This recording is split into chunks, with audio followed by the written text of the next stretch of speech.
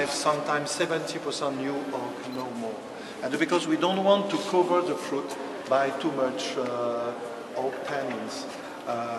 And the red barrels you can see, and they are the barrels for the 2010 vintage. One business, nobody is perfect, as you know, and I used to be a banker.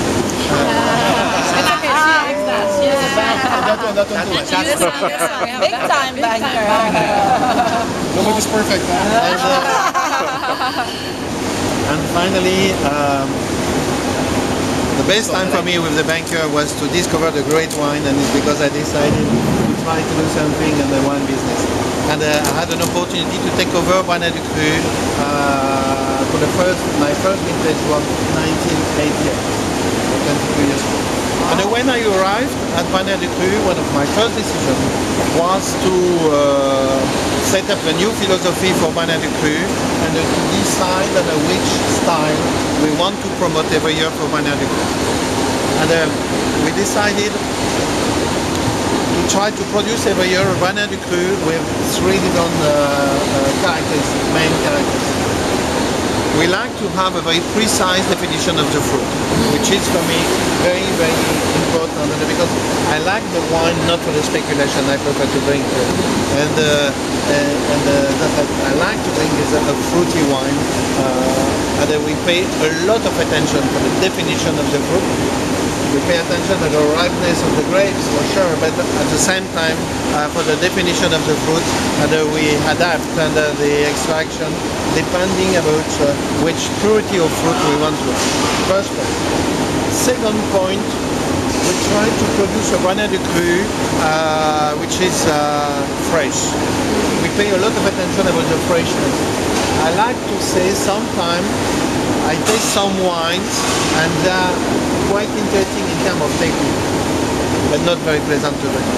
Because sometimes the wine has too much extracted, and sometimes I see the bottle and for 4 or 6 people and they don't finish the bottle because it's too much extracted. It's not my philosophy. I prefer something with the freshness. Strong. Too strong,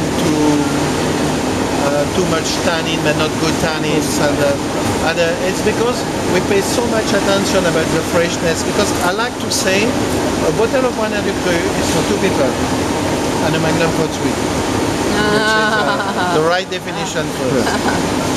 Second point, the freshness, and the third point, which is finally the most important target for us, is to produce a Branaire Ducru with maximum of elegance as possible. As you know, in our business, it's not very difficult to produce a very extracted wine and which is powerful, which is strong. Not very difficult. But it's much more difficult is to produce an elegant wine.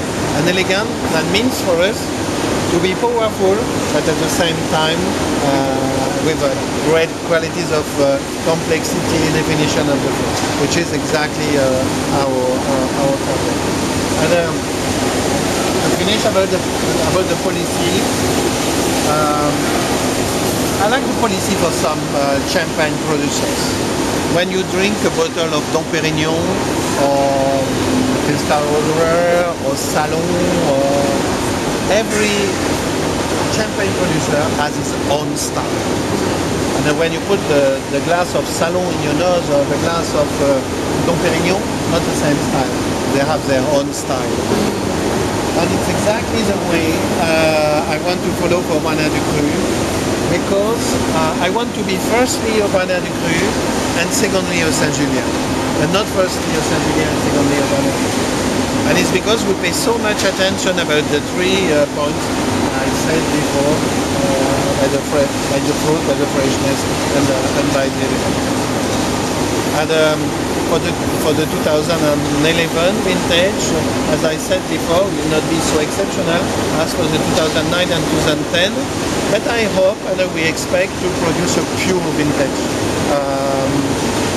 During the last few years, we had some vintages for the 2001, the 2004, the 2008, which were not so powerful as for the exceptional vintage.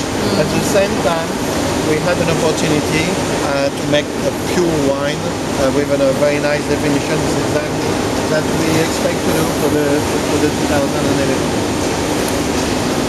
Okay.